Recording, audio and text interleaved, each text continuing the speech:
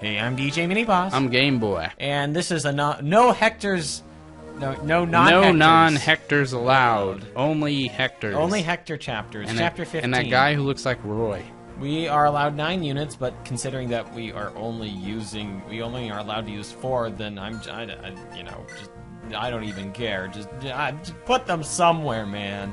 Just put them somewhere. We're defending the throne. We had just claimed it from that stupid guy Eric.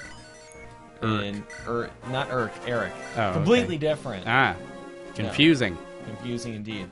And this guy is like, we're gonna come in from the back, confuse them from all sides. And you're like, why did you tell me that? I'm the player.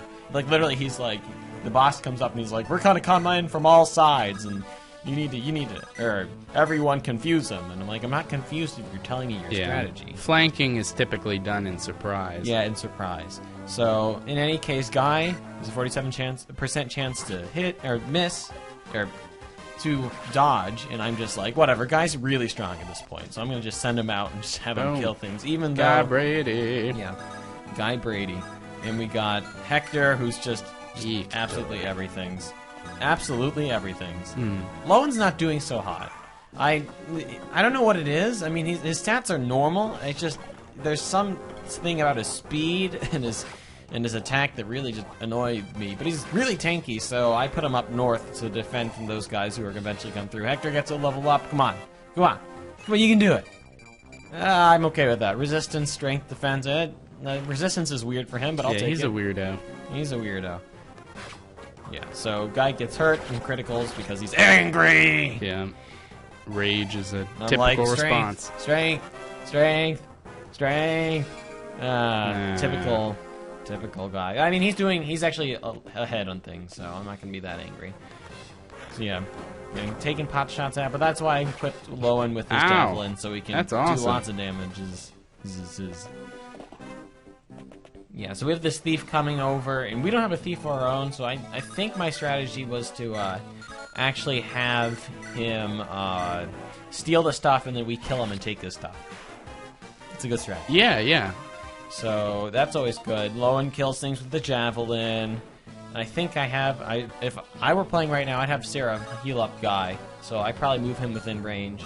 Actually, no, he doesn't need to be healed up at all. There's nobody around. So, I'm just trying to get Sarah to get all the experience she can. Right. Just, if every turn I can heal, I will. Because, closer I get her promotion, the better. So, yeah.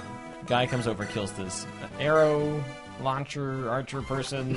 Arrow launcher. Arrow launchers! I think that sounds a lot more, It sounds like someone who would like an aviator. I'm an arrow launcher. Arrow launcher. So something to be concerned for in this chapter is the boss right there to the right, the nomad, who actually I think is very upfront about his strategy boss. No, yeah, he actually has a long bow, which allows him to attack from a range 2. Sorry, range 3. Holy shnikes. I mean, he doesn't do that much damage, and all this manages to do to get him even closer to being in range to Hector, who just will tear him apart if he gets to him. But no damage. Yeah, and Lowen is... I mean, he's really slow, and he doesn't do that much damage, but he does enough damage at this point, and he doesn't take any damage, which is incredibly important. Guy gets hurt, but we don't care because Sarah's right there. So, I mean, even with only 4 units, this chapter is not very hard. If you have really... God, that's the other thing. Lowen always freaking misses. I was really concerned there. So, if that thief... I think if that thief actually sits on the throne, we lose the chapter. So I was kind of like, I didn't expect him to go there. I wanted him to open up those chests for me, but it just wasn't in the cards for him, or whatever. I don't even know. In any case, Hector just takes out his Why take the chest when you can take the throne? Exactly. No, seriously, Hector takes out his hand axe and hits Sealin, the boss, twice, and he's just like, oh no, this wasn't about to happen this way. And I mean, when you go against Hector, it defies all odds. In any case, Guy's in range of the thief, so in order to make sure I don't lose this chapter, I'm pretty sure I send him up to kill him. Yeah, there we go. Stab in the back. Except I'm like, oh wait, he can't kill him, except when I use my killing blade, killing edge, which I don't really want to use, but I have to in this case. So secure the kill. Boom. It happens. We're all good. And Lowen continues to stand in his defensive position, which he can only pretty much do defensive things. I mean, Lowen the wall. He's a wall. He's pretty good. He's total. He's not Kent material. Not many people are Kent material, but what he does very well. And I'm like, oh god, wait a minute, more people coming in from the other side? That's the flanking they were talking about. Yeah, it's what flanking is. It's what flanking is. I know. Anyway, we're just cleaning up here, making sure nobody sits on the throne, because that would be unfortunate. It is, in fact, a game of Thrones. Do not put your tushy on this chair! It's a Game of Thrones, you may say. Oh! Oh, I've been reading that series. It's pretty good. Mm-hmm. At least, that's what I think. Mm-hmm. Mm-hmm. Is there as much sex in the book as there is on television? Probably really? More, actually. Wow. Because HBO is required to, like, put sex scenes in each of their shows. Completely true. Sex in the City. Yeah, no, it's more like we can do sex, so we need to make sure that everyone understands we can, because we're risque. Yeah, but it's part of their contract. But in any case, that I'm glad to hear that there is a bunch of sex in the book. Well, because hey man, I mean, sex can be better in written form. I'm just saying. It's very interesting. I like the way that Fire Emblem and Game of Thrones approach fantasy, in that there's a lot of I mean, okay, so Game of Thrones doesn't have people with pink hair in it and whatever, like Pretty Pony Sarah over here. But, you know, in any case, it's very interesting because they treat it as, like, very realistic. Like, you know, there's swords, and it's not, I mean, there's magic here and there, but, like, it's not magic rampant everywhere, and it's believable to a point. And Fire Emblem does have magic, but like they still have believable, you know, things happening. And I'm like, thank goodness, strength. But he only has 8 speed. It really bothers me how Lowen's coming out. But I'm forced to use him, and he's okay, and I put a lot of experience in him.